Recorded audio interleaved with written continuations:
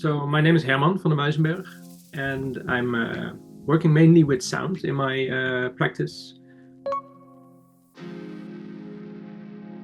I focus on sound and what it means for human and also for non-human environments and actors.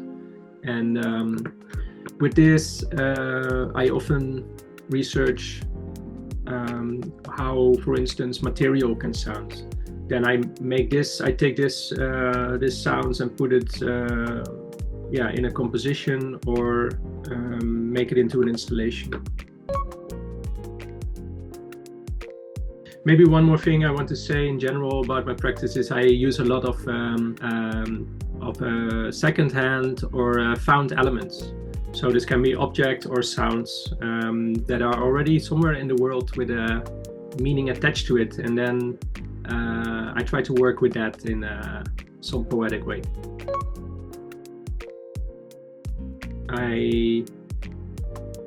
Generally speaking, I am very inspired by nature, and I love to go into the woods and just be in the woods and surround me by nature.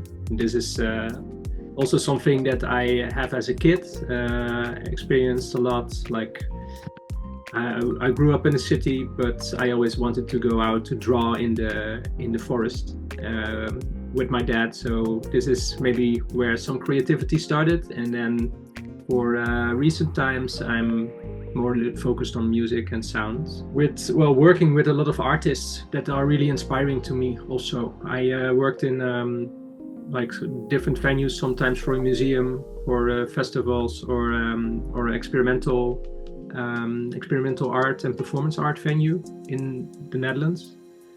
And I met so many inspiring artists that this I really like, that you can make your art and also react to others with it.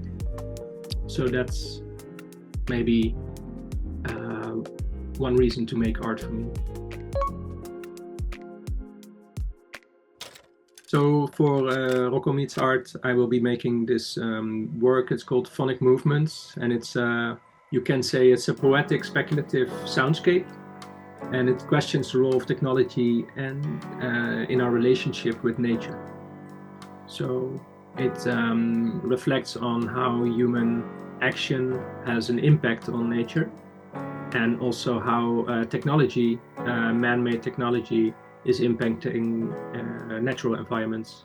And for this, I am researching bioacoustics mostly. So this is a scientific field where scientists listen to the environment. So not so much look at it, but the core of it is to listen to the environment. And for me, it's really inspiring field of research.